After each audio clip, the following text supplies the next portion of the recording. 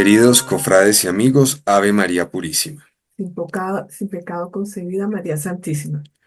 Ha llegado una nueva reunión de nuestra cofradía y es un motivo de gran alegría darles la bienvenida en este día que volvemos a escuchar a nuestro querido amigo Fernando Lalanda, numerario de la Cofradía de Madrid, con su conferencia titulada La mítica Reina Lupa, relevantísimo personaje del Código Calixtino y quien, como ya escucharemos, se dio su sepulcro al apóstol Santiago, nuestro patrono.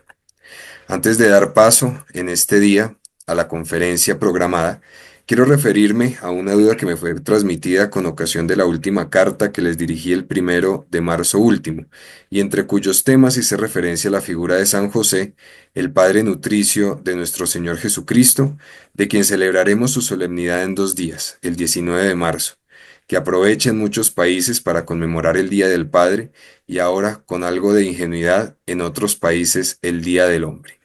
Ya quisiéramos que el modelo que se difunde fuera el de San José. Ahora bien, les decía en la última carta que, inspirada en el Antiguo Testamento, la Iglesia repite con alegría "Ite ad Joseph", por aquella frase del faraón: "Id a José y haced lo que él os diga".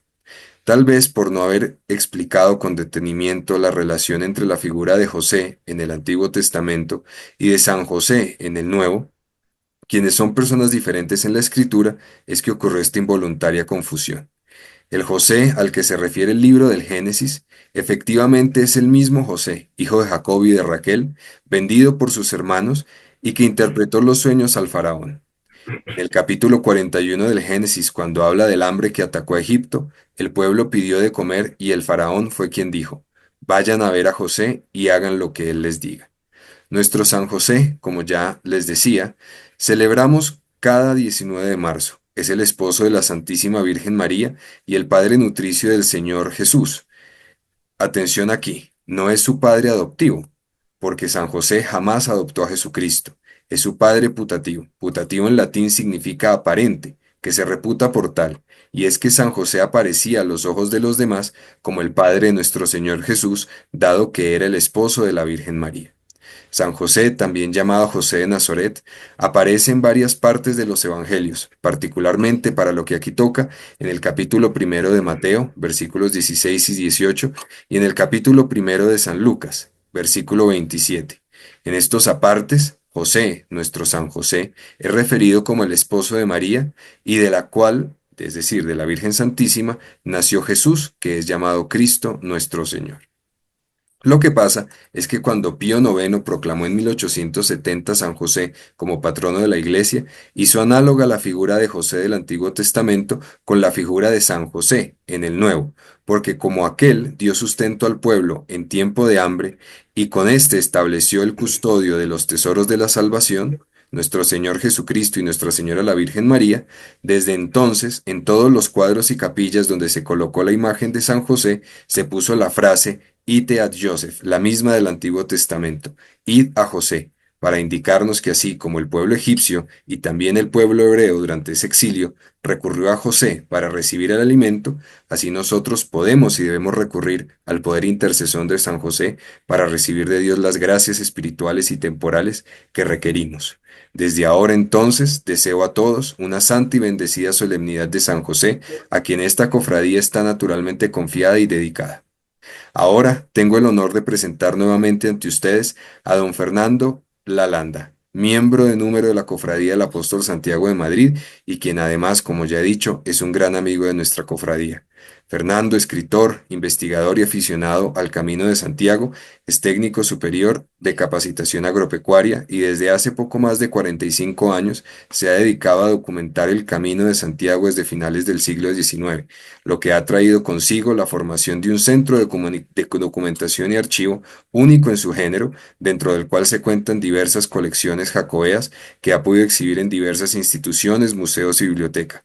Sé que ha publicado varios libros, 30 o tal vez más, casi todos sobre la temática del Camino de Santiago, entre los cuales se cuentan El juego templario de la Oca en el Camino de Santiago, también Sois peregrinos, y la que más me gusta porque, como ya he dicho, me la ha obsequiado personalmente, Madrid a los pies de Santiago, que contiene el relato de la que podemos denominar una ruta jacobea por las calles de la capital española.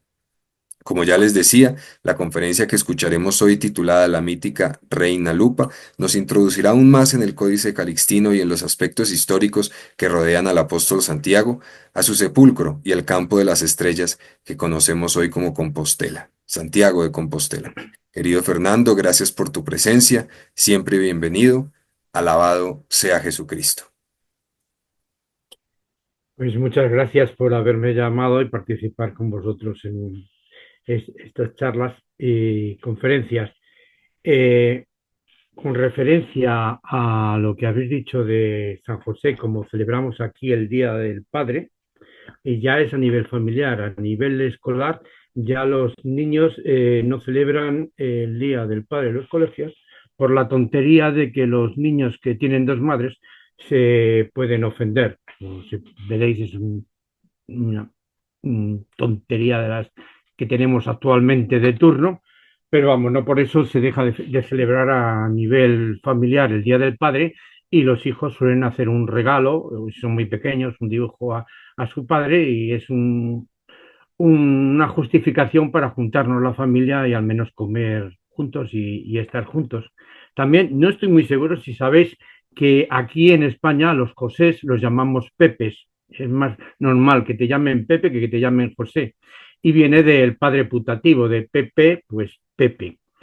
Bueno, pues después de este pequeño lapsus con San José y los Pepes, pues vamos a empezar a hablar del tema de la Reina Lupa, que se me ha ocurrido, es la primera vez que hablo del tema, no hay absolutamente nada escrito, hay pequeños retazos como trozos de un puzzle y lo que voy a hacer ahora en esta charla pues es intentar unirlos para dar un relato que espero que os va a gustar, bueno, sé que os va a gustar porque me gusta a mí y a todos los que la gente del Camino de Santiago es normal que les guste. Bien, sabéis que la reina Lupa es un personaje de leyenda, es mítico, que como bien has dicho, se recoge en el Códice Calixtino y fue la persona que permitió a Santiago y le cedió su sepulcro para que pudiera ser enterrado aquí en Galicia, en España. Entonces, las historias de este personaje eh, empezaron a transmitirse oralmente de boca a boca, pues a partir del descubrimiento en el 830 del sepulcro del apóstol Santiago. Se transmitían oralmente y se adornaba pues al gusto de la época y de quien lo contaba, ¿no? Por eso está muy deformado contando temas fantásticos que a los ojos de hoy en día pues no coinciden con la realidad, aunque sí hay algo detrás de ello, hay un segundo mensaje que intentaré también explicar. Decir que el primero que lo pasa por escrito es un obispo francés del mediodía que se llama Juan Bettel, lo digo en español, sería en francés de otra forma, Jean Bettel o algo así. Pero vamos, Juan Bettel lo escribe por primera vez en una aliografía.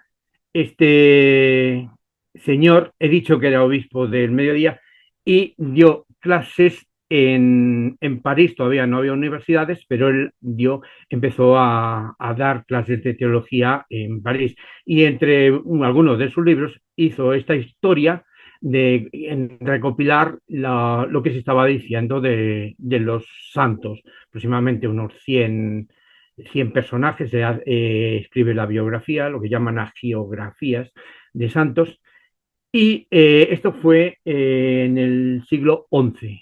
Un poco más tarde, mediados del siglo XII, el Códice Calixtino recopila todo lo que se sabe del apóstol Santiago en un único trabajo, un volumen que conocemos como 5 libros, y recopila estas leyendas que se están contando de Santiago, de la pasión y la traslación, y lo que es la traslación, la traslatio, se cuenta en el libro tercero del Códice Calixtino. Y paralelamente, pero un poco posterior, más adelante, hay un señor, es obispo también de Génova, sí, efectivamente, es Santiago de la Vorágine, que escribe también una biografía que la conocemos como la leyenda áurea o la historia o la leyenda dorada. Bueno, pues tiene muchísimo más éxito que el Códice Calistino y que el anterior Juan Betel. De hecho, él constantemente está citando, la llama el maestro Betel cuando habla de Santiago, está diciendo, según decía el maestro Betel, Santiago le pasó esto, ¿no? Pero este Santiago de la Vorágine, incluso actualmente se sigue reeditando el libro de la leyenda dorada, es el que más se ha popularizado e incluso ha llegado a variar la realidad de cómo os contaré de lo que realmente sucedió, como a hacer lo que él cuenta.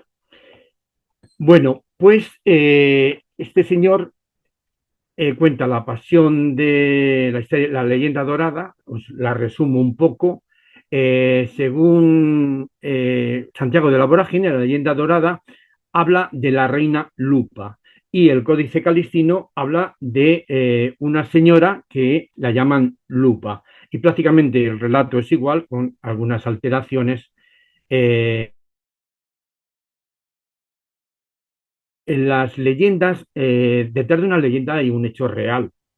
Es deformado, como hemos dicho, al ser transmitido de una persona a otra, pero en el fondo recoge un hecho real. Entonces, tanto en el Códice Calistino como en la leyenda dorada apenas cambia lo que es la línea general del relato.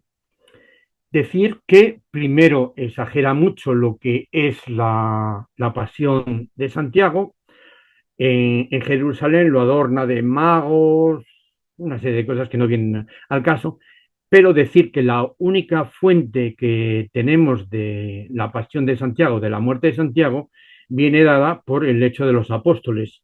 Y más o menos nos viene a decir que estando en los días ácimos, que es de la Pascua judía, que Herodes dio muerte a Santiago por la espada y que viendo que era grato a los judíos, pues que cogió y prendió y metió en prisión a Pedro.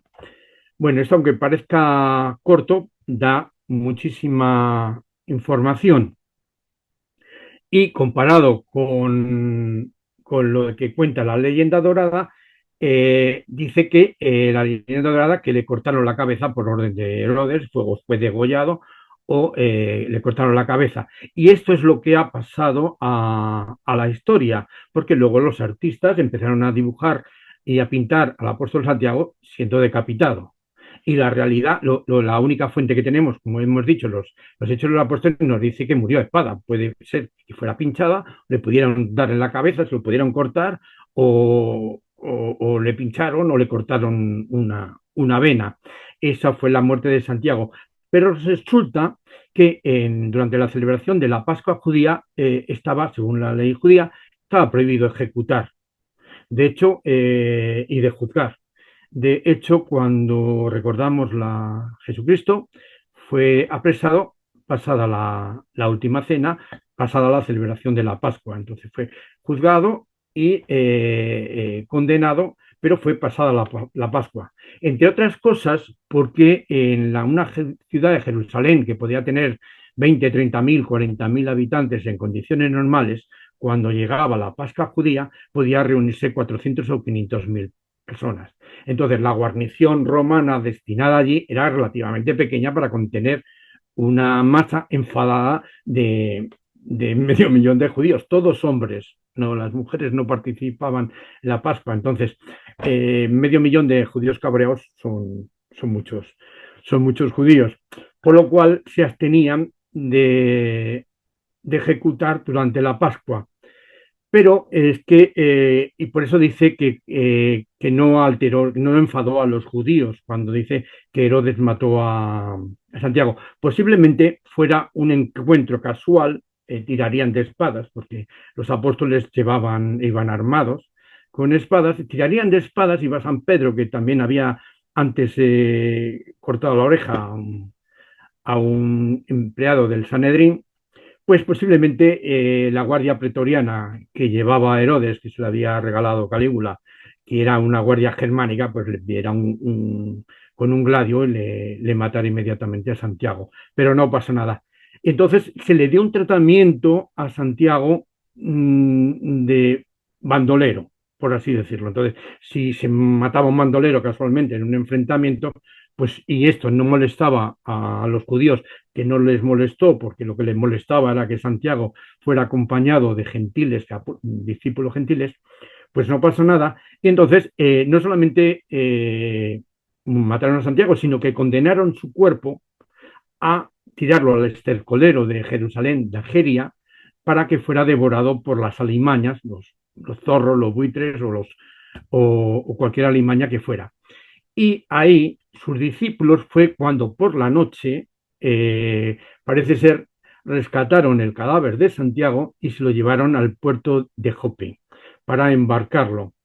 Ahí estaban yendo en contra de la ley judía. Estaban delinquiendo, iban en contra de la ley judía. En Jope estaba Simón, que era un cristiano, que tenía una fábrica de curtidos, y ahí pudieron embarcar en algunos barcos fenicios que hacían la ruta del estaño a por estaño a Galicia, pudieron embarcar y llegar a las costas de Galicia con el cadáver de Santiago. Cuenta la leyenda que llegaron a Iria. eh, Iria es padrón y ahora se le conoce como Iria Flavia, el apelativo de Flavia por la dinastía por Vespasiano, y Vespasiano todavía no había llegado a ser emperador, luego en aquel momento era solamente Iria. Y entonces, pues era un puerto donde había intercambio de mercancías y era una población de quinto orden, por así decirlo, importante, pero estaba en el extremo del mundo. Allí llegaban los británicos los britanos, perdón, para intercambiar mercancías con el resto de los países del Mediterráneo que llegaban con barcos fenicios hasta esta zona y era, por así decirlo, el principal puerto de intercambio, pero tampoco era excesivamente importante ni además demasiadas habitantes. Desembarcan al apóstol Santiago y cuenta la leyenda de que la piedra donde dejan el cuerpo de Santiago se funde y adquiere la forma de un cuerpo.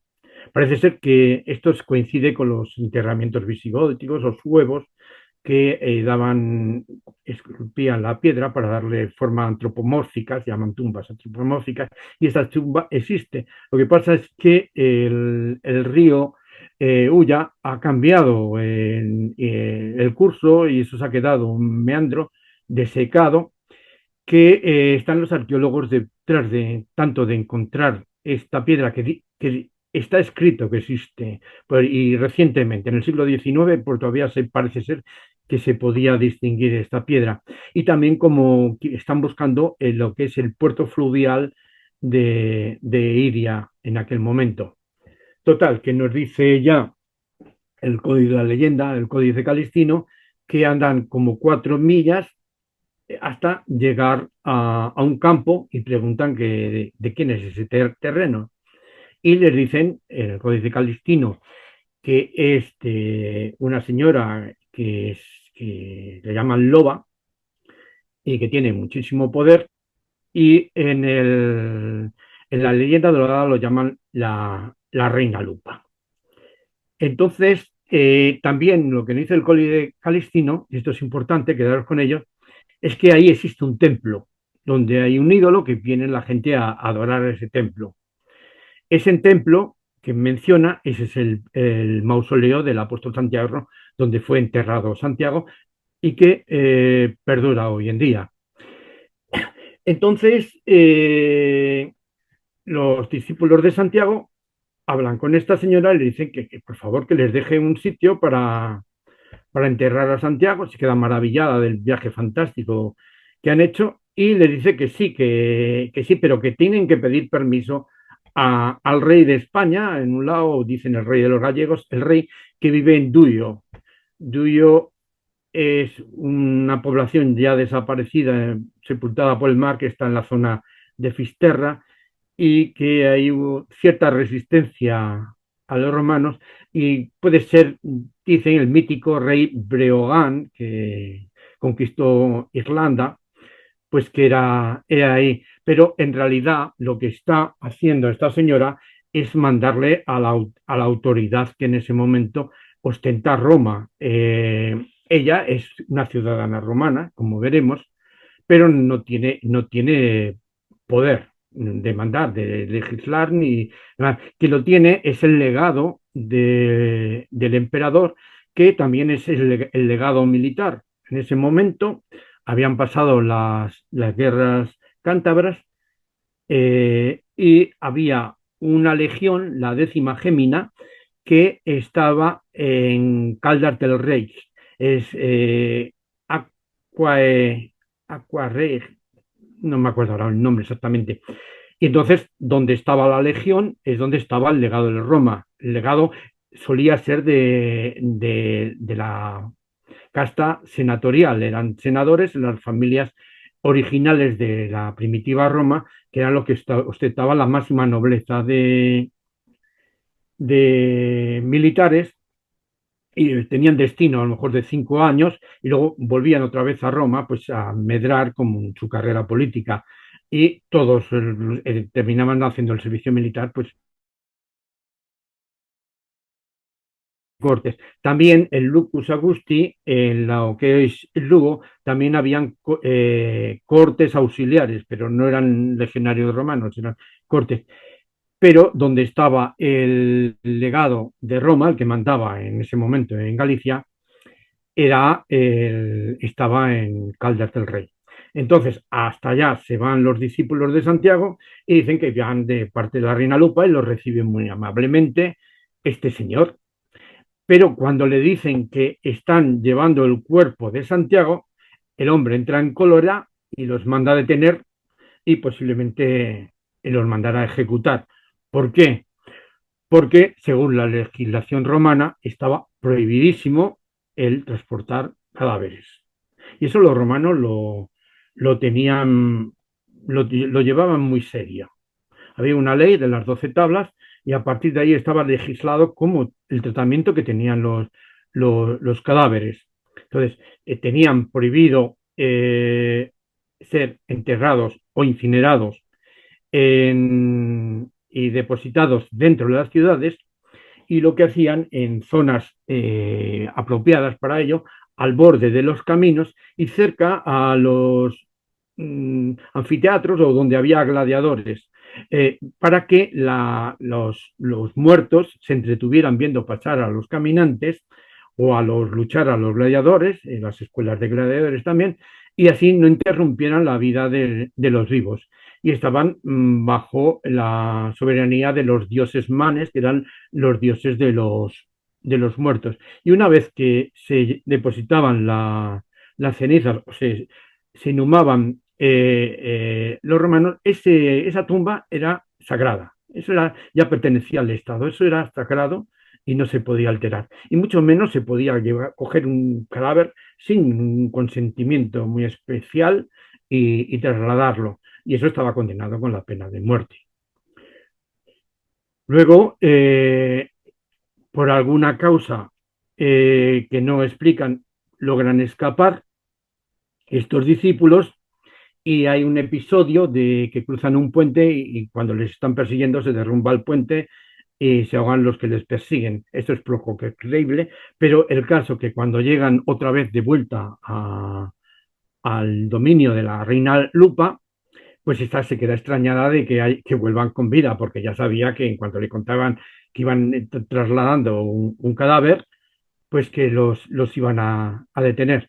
Total, que es muy astuta, pues le dice que vale, que bueno, pero que vayan a recoger unos bueyes que tiene pastando en el Monticinio, que está a las pies del Pico Sacro. Pico Sacro es pico sagrado que se ve desde Santiago de Compostela, y el monte Incinio es un monte más bajo. Incinio es encinar, de encinas donde están pastando sus bueyes. Cuando llegan allí, les tiende la trampa porque en el pico sacro, en un agujero, una cueva, que resulta que luego es una mina romana, pues ahí dicen que vive, lo llaman el Burato dos Mouros, los gallegos. Entonces, allí vive una serpiente y un dragón que atemoriza a toda la comarca y a que todo el que aparece por allí se lo carga con su fuego que suelta por la boca. La tarasca esta, el dragón o la serpiente. Pero claro, ellos, discípulos de Santiago, hacen la señal de la cruz y estalla en mil pedazos aquel animal. Esto viene a significar, pues, pues como siempre, la serpiente, el dragón es el mal, es el diablo, que igual que siempre es vencido tanto en el jardín de las Hespérides, luego en el Edén, y la Virgen María termina aplastando la cabeza de la serpiente, pues el cristianismo termina venciendo al diablo, o San Jorge también mata al dragón, al mal, representa el mal, y con la cruz vencen al mal. Y la segunda prueba era coger los bueyes que estaban pastando allí para uncirlos al carro que transportara el féretro de Santiago. Pues resulta que no eran bueyes mansos, eran toros bravos. Los toros, a partir de los 6 años, empiezan a blanquear su capa de piel y se empiezan a volver blancos como los mansos, lo que llaman los bueyes, pues que con la edad, como son animales ya de edad avanzada, pues van adquiriendo ese tono blanco. Y parecen bueyes, pero en realidad eran toros bravos. Pero claro, al ver que es los apóstoles de Santiago, se someten a estos discípulos y se dejan uncir al carro. Esto tiene el simbolismo, aunque sea un anacronismo, el, el toro bravo es el símbolo de España, del español o de Hispania, de las personas, ¿no? De los habitantes de aquí. Entonces, no viene a significar nada más que el pueblo se convierte y se unce al carro de Santiago, que es el carro de la fe y del cristianismo. Total, que montan el sarcófago de Santiago en la arca marmórica que decían, en este carro, y deciden que le van a enterrar donde paren los bueyes. Y los bueyes se van directamente al palacio de la reina Lupa, entran por la puerta y se paran en mitad de su patio y ahí se paran y ahí se quedan. Y claro, cuando ve este prodigio, la reina Mora, que han sobrevivido no solamente al rey de España, a los romanos, vamos, al legado romano, sino también que a los bueyes y a la serpiente, el dragón este que vivía en el Monte Sacro, pues se convence y se convierte al cristianismo. Según una versión, les deja su, su templo para ser enterrados, o sea, este templo que hemos dicho, su sepulcro, y por otra versión dice que les da las herramientas y el terreno para que los propios discípulos excaven y hagan un sepulcro para el apóstol Santiago y lo entierren allí. Y esta señora pues vive como una cristiana más y entrega su palacio para que en él se haga una iglesia. Bueno, pues vamos a ahora tratar el tema del nombre de la reina Lupa. ¿Por qué era reina Lupa? Veréis, Lupa es lobo y tiene dos significados. Por un lado, viene de que los fundadores de Roma, Rómulo y Rémulo, eran destinados a ser reyes, pero su tío usurpó el trono, mató a su padre y en vez de matarlos a ellos los dejó abandonados como Moisés a las orillas del río Tíber, ¿no? Y parece ser que llega una loba, la llamada la loba capitolina, de la colina capitolina, y los da de amamantar y los rescata de las aguas, los da de amamantar y hasta que llega un pastor que estaba allí y los adopta y los cría. Más adelante, pues el episodio que Rémulo mata a Rémulo y fundan Roma y toda esta historia, ¿no? Pero Virgilio, cuando hace la historia, reescribe la historia, dice que en realidad la loba era una prostituta que vivía con el barquero. Si os dais cuenta, yo no sé si allí existe la palabra lupanar, pero un lupanar es un prostíbulo. Y entonces se referían en doble sentido a la reina Lopa, llamándola prostituta, llamándola loba, y a la vez romana. Jugaban con el empleo de los hijos de Rémulo, los hijos de la loba capitolina eran los romanos, y también con el término prostituta. Imaginaros que para una mente provinciana, no ya de la gente que vivía en Galicia, que vivían en castros, en otros siglos, en otra era distinta a lo como vivían los romanos, con el lujo que vivían, y las formas de vestir, las formas de alimentarse y todo esto, pues frente a ellos, pues era una fulana y pues para un judío, pues muchísimo más. Entonces se juega con esta definición de romana para definirse que era una mujer romana y a la vez lo de prostituta por las licencias de la vida de una matrona romana. Curiosamente, yo he estado el verano pasado en un sitio precioso que está en Zaragoza.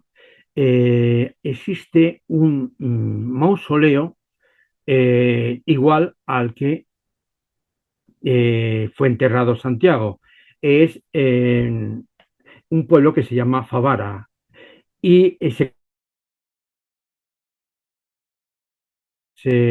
depositaban los cuerpos o las cenizas y la parte de arriba, que es como una capilla, donde se hacían pues las ceremonias fúnebres que hacían los romanos o posteriormente pues servía de iglesia, como el caso de Santiago, a los cristianos.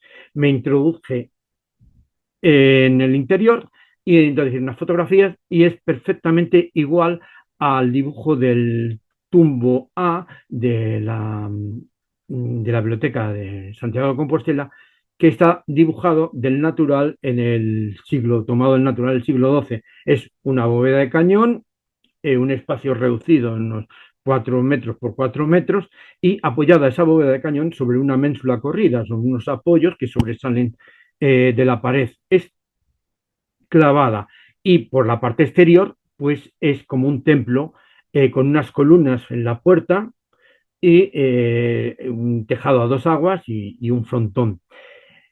Estos mausoleos se pueden encontrar en cualquier cementerio porque es algo clásico y es como un templo por tema también de las columnas. Los romanos solamente ponían columnas en las entradas de sus templos, mientras que los griegos el peristilo de columnas rodea a los templos, se distinguen por esto. Entonces son pequeños templos que en realidad son mausoleos.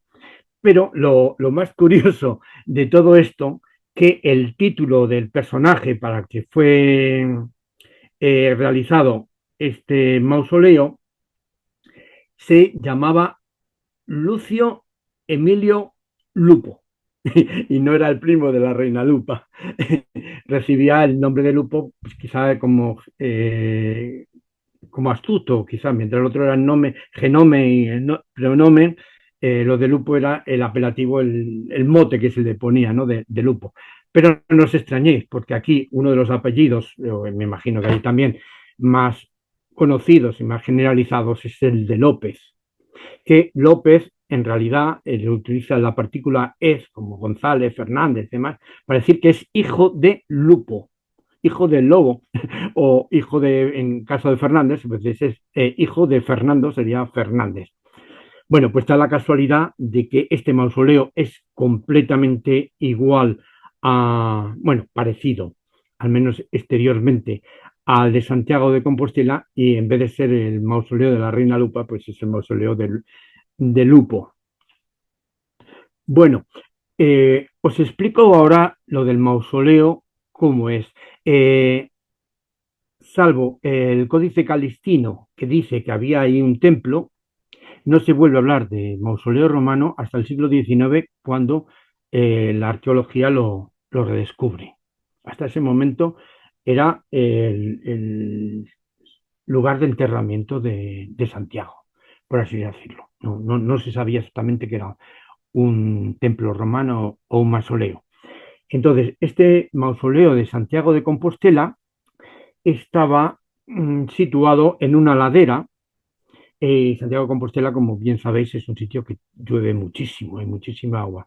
Entonces, para evitar la humedad en el interior de la cripta sepulcral, lo que hicieron fue colocar unos pasadizos, unos pasillos de 1 metro de ancho aproximadamente, también de la misma fábrica de piedra alrededor, de tal forma que el agua nunca tocara, si hubiera agua o desbordamientos o una riada de agua, nunca pudiera llegar a tocar el interior de la cripta, porque al estar en pendiente, la parte de atrás no tiene pasillo, da directamente a la ladera. Entonces, la parte de arriba, pues hay un agujero en el suelo por el cual se pondría una escalera fabricada de mano, una escalerilla, y se podía bajar en ese momento a las cenizas de los difuntos, y no se volvía a entrar hasta que no se moría otra persona y le volvían a entrar las cenizas, donde se hacían las celebraciones. Los romanos iban al año y llevaban flores, pues prácticamente como ahora, ¿no? Y le daban algún banquete en honor al fallecido, pero no se entraba en la parte de abajo. Se utilizaba para los ceremoniales lo que es la celda, lo que llaman celda cultural, es la capillita, para la capillita de arriba. Entonces, López Ferreiro, que es el canónigo encargado de hacer las excavaciones, está luego considerado como el padre de la arqueología eclesiástica, pues nos cuenta de que están traídas las piedras están de otro lugar, que no están allí, porque son piedras muy poco porosas que no permiten entrar la humedad y que están colocadas a hueso. A hueso significa que flotaban una piedra con otra para que encajasen perfectamente sin apenas se viera la llaga que unía una piedra a otra, apenas se apreciara, y no se utilizaba apenas argamasa para unir una con otra. Estaban colocadas a la romana, a soga y tizón, o sea, una línea normal de aparejo, y el siguiente aparejo estaban entrecruzadas cogiendo dos líneas normales, lo que llaman soga y tizón. Y esto, digamos que para ver algo parecido, te tienes que ir muy lejos, te tienes que ir a Roma, a la salida de Roma, o que hemos visto más tardía, que es del siglo III, la de Zaragoza, de Favara, pero digamos que es que aquí hay anacronismo. Aquí es imposible que fuera el siglo I, tiene que ser a partir del siglo II, también por la forma de enterramiento. Entonces, es la construcción de un millonario, pero de un muchísimo millonario, no de una persona normal ni de un rico, sino de una persona muy rica. Igual que hoy en día, si tú te quieres enterrar, si eres una persona normal y corriente, pues te puedes comprar una sepultura familiar más o menos asequible y la compras a plazos y ahí se va enterrando toda tu familia. Pero también existen los mausoleos, los panteones. Si tú te quieres comprar un panteón, tienes que comprar un terrenito dentro del cementerio mucho más grande que el de una sepultura y mandar a un arquitecto que te lo construya, y eso, utilizar normalmente es materiales impactantes, ¿no? Que quien vea eso diga, joder, esta gente cómo controla. O sea que un panteón hoy en día se puede hacer exactamente igual, pero cuesta muchísimo dinero. Pero en aquel momento, imaginaros que es que estamos en el fin del mundo. Más allá, lo que hay es el mar incógnito, es el Finisterre del Imperio Romano. No hay más allá. Entonces, ahí vivían 4 romanos contados, si acaso. Y cómo una persona se podía permitir este lujo, porque había que traer un arquitecto y traer personal especializado para fabricar aquello. Eso no lo fabricaba a mano de obra local.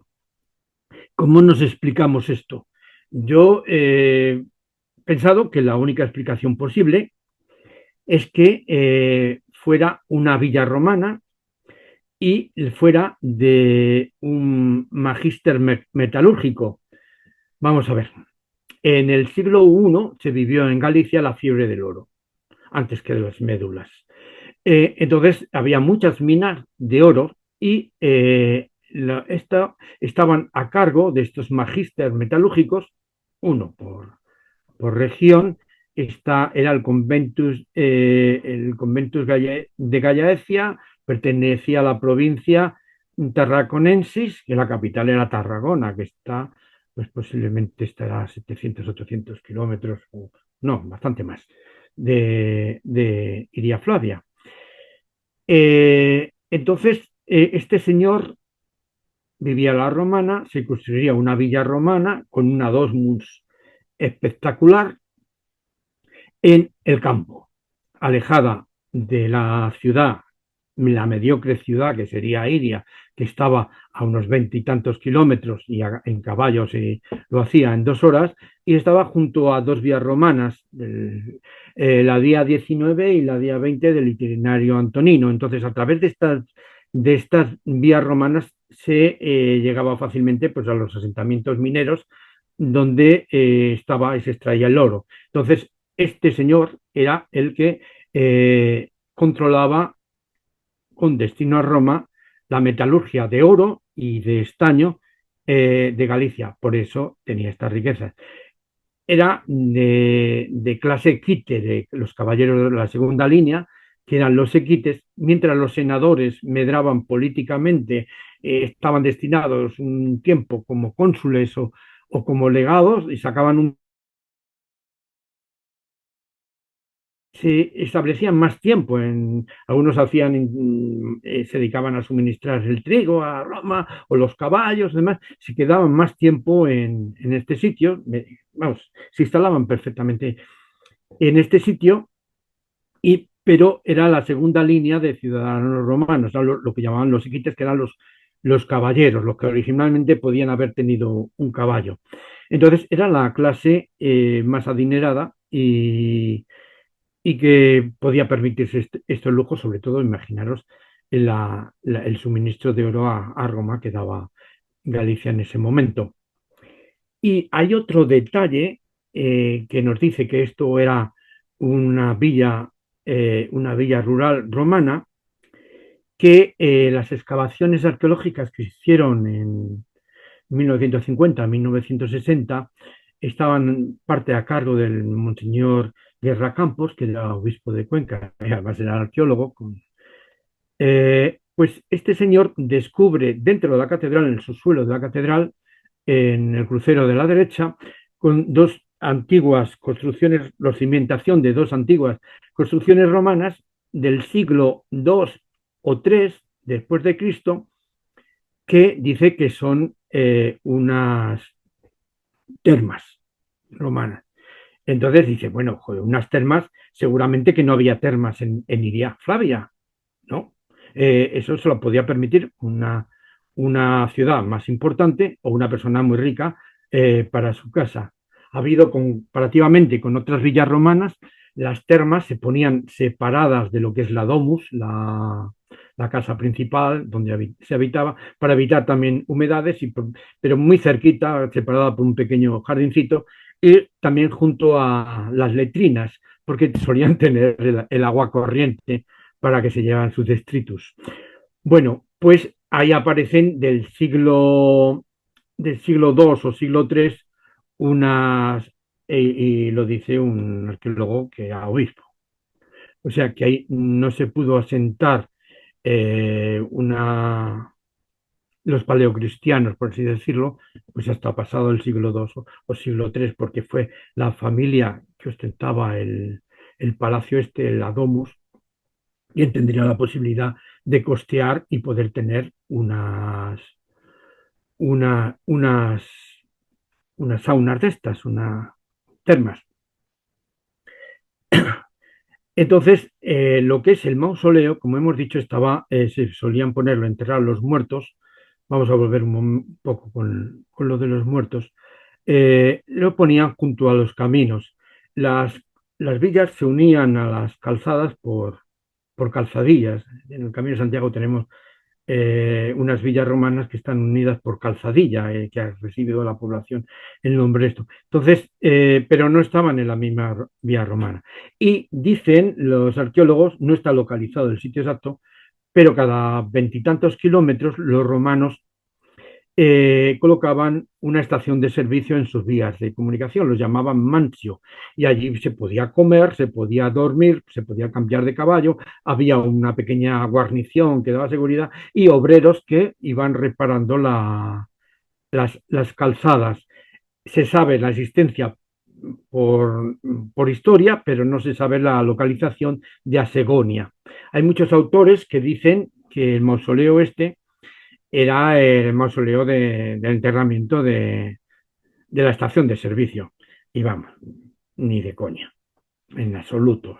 Tenía que ser una persona muy adinerada y no una persona que llevara un hotel y una estación de servicio de tiempos de los romanos.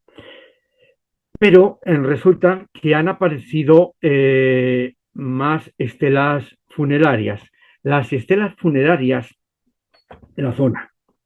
Las estelas funerarias eh, inicialmente los romanos, perdón, inicialmente los romanos incineraban a sus muertos, los metían las cenizas en unas cajas y encima ponían una losa con una inscripción, un epitafio y un epígrafe de quien primero dedicado a los dioses manes, a los dioses muertos para que los protegieran, luego el nombre de la persona que estaba enterrada allí, el, la persona que le había sufragado la sepultura esta y también pues un pequeño epígrafe gracioso, solían poner que la tierra te sea leve y cosas así, ¿no?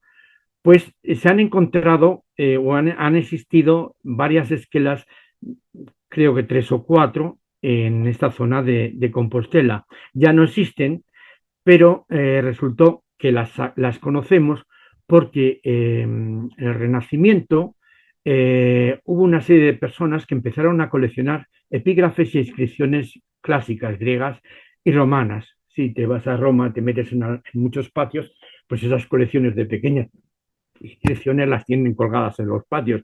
Pero claro, un peregrino que venía a Santiago de Compostela veía esto y no se podía llevar a la piedra de vuelta andando. Lo que hacían era calcarla, transcribirla y la calcaban. Y entonces formaban colecciones de inscripciones romanas. Y gracias a estas inscripciones, pues conocemos muchas que han desaparecido y formarán parte de muchos cimientos de otras casas y demás.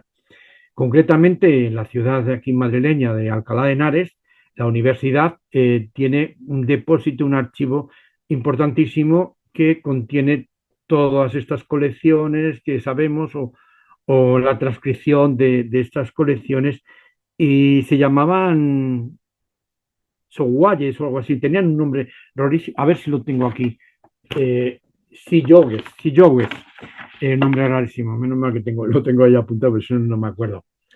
Bueno, pues encontraron dos estelas de la misma familia.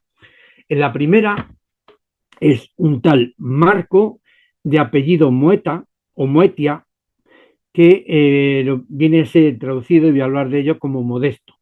Se llama Marco Modesto, debe ser un apelativo. Y se lo dedica, él es el que está allí en las cenizas, se lo dedica su hija se llamaba, se le llamaba Acilia Moetia.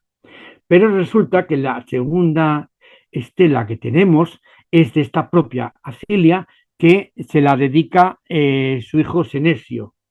Entonces, todos modestos. Puede ser que la traducción sea Moetia, Moeta, pero vamos, viene a significar modesto. Entonces, la familia Modesto ya conocemos allí tres generaciones seguidas. Pero resulta que en el mausoleo tenía lo que llaman el títulos. Era una placa de mármol muy bonita con la dedicatoria de la propiedad de quien era este mausoleo.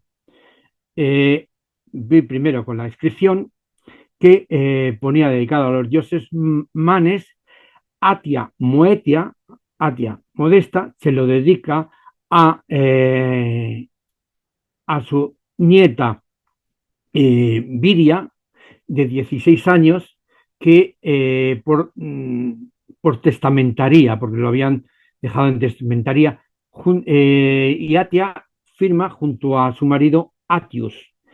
Es mucha información, porque los padres habían fallecido, entonces por testamentaría eh, la abuela es la que le dedica este mausoleo a su querida nieta de 16 años. Y la abuela es la que se llama Modesta, es la reina Lupa, ¿eh? Entonces, la, la, ahí vemos que su hijo había fallecido, pero tenemos otras tres generaciones de esta misma familia, de la familia Modesta, que si lo sumamos a las de las estelas, pues tenemos 6 generaciones establecidas allí de la familia Modesta. No sabemos si hay alguno más que enlazara entre las estelas y títulos del mausoleo. También hay que mencionar, y es muy curioso, que habla de su marido como Atius. Los romanos, el pater familia era el que mandaba incluso sobre la vida de su mujer y de sus hijos. Podía disponer de su vida y de sus bienes y demás, pero no del dinero de la dote de la mujer. Entonces sí, la podían matar, pero si la mataba, dejaba de vivir a costa de la mujer y el dinero de la mujer pasaba al Estado, o sea que se quedaba a dos velas. Y la mujer en todo momento era muy liberal, podía decir a los amigos, este hombre me tea ya loco, estoy harto de él, y eso suponía un divorcio de la mujer, volvía a ser suya. Con lo cual, lo que mandaba allí, como hoy en día, es el dinero. Allí el que tenía el dinero era la familia Modesta y se referían al marido como Atius es el marido de Atia Modesta. O lápida daba la propiedad y daba el derecho a la propiedad de este mausoleo que era sagrado. Entonces, los primeros padres cristianos, así se refieren a los discípulos de los discípulos, lo quitaron de su lugar y lo pusieron como mesa de altar, como ara. Y en la parte superior del mausoleo, en la capilla. Entonces, eh, pasado el tiempo, ahí se decía la misa, pasado el tiempo, cuando se decidió construir una catedral que integrara las anteriores basílicas y el enterramiento de Santiago, hubo que invadir el terreno del monasterio de Antealtares, porque en el principio lo que es la basílica compostelana, que primero construyó un Alfonso II y la siguiente fue más lujosa, Alfonso III, pertenecía al obispo. De hecho, el obispo se fue a vivir allí, pero quien lo mantenían eran un convento de 12 monjes que se llamaban teltares. Entonces, los monjes tienen que desplazarse del lugar porque van a construir esta catedral y en compensación se lleva este primer altar de los padres, los primeros padres, y lo conocemos como Ara de Sampaio. Sampaio es el monasterio y es visitable y tenían como altar, se llevaron este primitivo altar. Pasó que en el siglo XVI apareció por ahí un personaje, es la historia, que era Ambrosio de Morales, por cuenta de Felipe II, y traía una venia papal para poderse llevar lo que le diera la gana. Y este hombre, Ambrosio de Morales, se puede definir que fue el primer arqueólogo español. Este hombre vio la inscripción que estaba puesta en la parte de abajo, en la parte de arriba habían dejado la lápida lisa, y en la parte de abajo estaba la inscripción. Y dijo que eso de los dioses manes en una iglesia, pues que no pegaba, que eso no era, eso no concurría.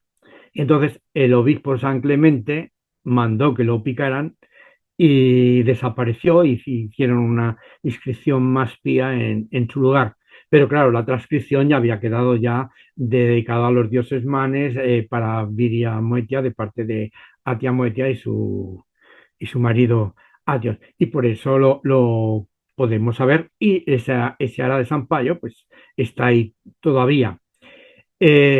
Pasó que los primeros padres, los discípulos de los discípulos, cuando enterraron a Santiago o en algún momento determinado, hubo una ocupación y una profanación de lo que es la tumba romana. Entonces, estos cuerpos los sacaron del lugar principal, los desplazaron y en su lugar colocaron el cuerpo central, el lugar principal de Santiago, y el de sus discípulos Atanasio y San Teodoro.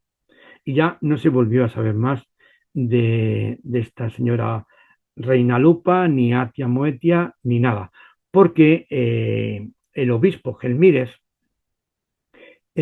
cuando construyó la nueva catedral románica, que es la que está actualmente, la que podemos disfrutar actualmente, se tuvo que adaptar también en ese momento al rito romano, porque lo que se seguía en Hispania era el rito hispano.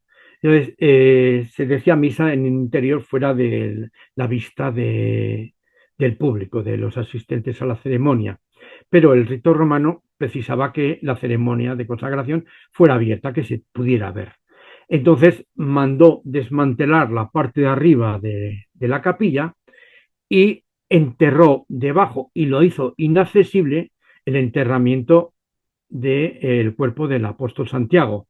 Entre otras cosas, creo yo, porque hay muchísimas reliquias de Santiago por ahí, que cuando venía un rey o venía un prelado, una persona importante, pues se llevaba un recuerdo.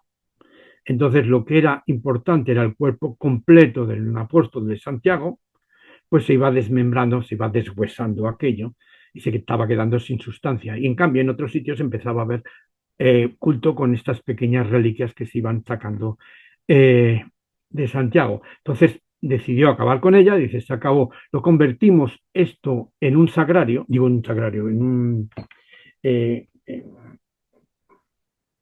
relicario, y nadie va a tener acceso al cuerpo del apóstol Santiago. Entonces, durante la época clásica de las peregrinaciones de Santiago, desde el siglo XII en adelante, la gente iba a visitar el lugar donde estaba enterrado el apóstol Santiago, sin tener acceso. Y todo el mundo sabían y creían que ahí, debajo del altar mayor, estaba el cuerpo del apóstol Santiago. Pero cambiaron los tiempos, se modernizó la cosa y en el siglo XIX llegó el ferrocarril. Y entonces sitios como, por ejemplo, Lourdes, Assisi, con los restos de San Francisco, o posteriormente Fátima, dieron lugar a un nuevo fenómeno que no les gusta, pero se llama así, el turismo religioso, que viajan a visitar lugares sagrados, pero el turista religioso necesita ver más, ¿no? Entonces, igual que pasó en Assisi, necesitan que aquello se vea, ¿no? Entonces, llegó un arzobispo muy moderno en 1875, don Miguel Payá y Rico, con ideas muy modernas, y decidió transformar aquello, porque en Santiago de Compostela llegaban 4 gatos de peregrino y aquello había decaído totalmente, mientras que él había visto como en Lourdes venían trenes completos de peregrinos a visitar y aquello pues les daba vida. Entonces decidió resucitar Compostela, eh, pues lo primero era hacer visible el cuerpo de Santiago. Entonces coincidió con don Antonio López Ferreiro, que era un canónigo, una persona muy inteligente y muy preparado, era archivero, había estudiado arqueología incluso, y este señor fue el encargado de hacer la, las, las excavaciones. Esto es otra historia, porque este se llevaba muy mal, incluso llegaron a, casi les comulga, le dio, le dio el divinis o una cosa así, le prohibió decir misa y todas estas historias. Y se lleva muy mal, porque unos eran carlistas y los otros eran liberales. Hay una historia dentro de esto, pero vamos, que no vamos a entrar porque no nos tiramos aquí días y días y semanas y no es cuestión. El caso es que este Antonio López Ferreiro decidió encontrar el resto, con lo que decía el cardenal Payá, de encontrar los restos del apóstol Santiago. Resulta que al final, después de intentar buscar corredores que llegaban al sepulcro por las leyendas que había en la catedral, pero al final deciden entrar directamente por el altar mayor, por las gradas, directamente a lo que es el sepulcro donde estaba el apóstol Santiago. Y se lo encuentran vacío, allí no estaba Santiago.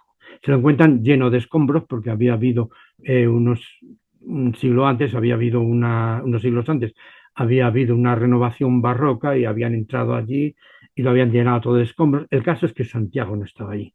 Luego se descubrió tras el trasaltar un osario que hubo un expediente canónico, el Papa lo dio por bueno y se hizo este propio López Ferreiro, transformó el lugar en una cripta visitable, excavó por debajo porque aquello no tenía de altura, se habían cargado media obra romana, bueno, media obra romana no, 2/3 de la obra romana, y hizo lo que vemos ahora, que es una construcción nueva, ecléptica, imitando al románico, pero es totalmente nueva. Entonces mandó poner las reliquias del apóstol Santiago en la urna de plata, eh, y es lo que vemos actualmente.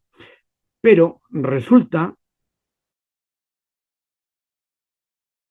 que el andito este que os conté que servía para impermeabilizar, se encontraron con que había un suelo de granito calcinado con muchas cenizas por encima y siguieron excavando por debajo y se encontraron 3 esqueletos, 2 mujeres y un hombre. Hombre de mediana edad, otra mujer de mediana edad y una adolescente. Y claro, eso ahí no cuadraba porque nunca se había permitido a ningún rey ni a ningún prelado ser enterrado en la zona del altar mayor.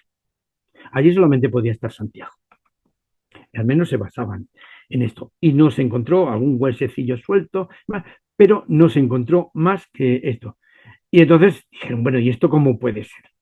Pues la explicación es que era esta mujer que la habían desplazado de su sepultura y no, como dicen que se hizo cristiana, no se atrevieron a echarla fuera de su propio mausoleo y le dejaron enterrada a esta familia romana, la dejaron enterrada en estos corredores.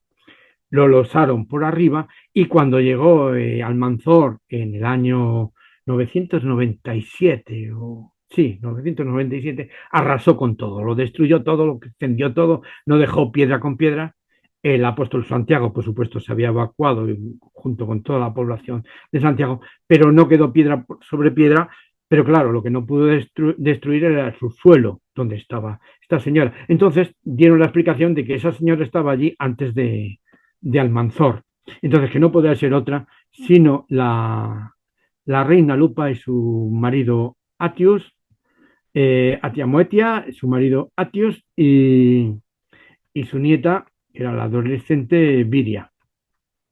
Entonces cogió estos huesos, López Ferreiro los metió en una caja metálica de hierro y los volvió a enterrar en un lugar de un corredor izquierdo, creo que están enterradas, y puso una pequeña inscripción en una chapa metálica, explicando que era la reina Lupa y 2 de sus familiares los que estaban enterrados allí. Y allí está. Lo que pasa es que cuando visitamos es una zona de la que no hay forma de entrar, no se admiten visitas, ni tiene culto, ni entra allí nadie. Y para saber esto, pues hay que buscar muy bien en el expediente compostelano, cuando se hizo el expediente de canonización de los restos del apóstol Santiago, no está escondido, pero no está tan fácil de encontrar. y no se ha dado publicidad ni se ha dicho nada, pues siempre se han diciendo que si en Santiago está enterrado Prisciliano, pues para decir ahora que salga con que está enterrada la Reina Lupa. El caso es que yo tengo una fotografía de las excavaciones que hizo, he dicho antes, eh, fue Chamoso Lamas el que hice la fotografías, que era un arqueólogo, junto con Monseñor Guerra Campos. Entonces hice unas fotografías de estos pasadizos y se ve perfectamente la placa metálica de la Reina Lupa. No se llega a leer, pero se ve que está allí. Y eso se editó en un libro que fue un regalo de Estado en 1971, que se llama Santiago en España, América y Europa, que es una recopilación de toda la imaginería, imágenes y historias de Santiago, tanto en España como hemos dicho en historia de Europa y América. Y nada más, esto no hay absolutamente nada escrito. Se hizo en 1920 una obra de teatro, que solamente queda el libreto de teatro, inspirada en esta Reina Lupa, de Manuel Vidal, un libro que estoy como loco detrás de él y ya le tengo localizado. Y no hay nada más. Simplemente, como os decía al principio, he cogido piezas de ese puzzle y en buena lógica y con buena intención, pues la he unido para hacer esta historia y algún día a lo mejor me animo y escribo un monográfico más completo sobre el tema. Y ya está, pues espero que os haya gustado o al menos interesado. Nada, y nada más.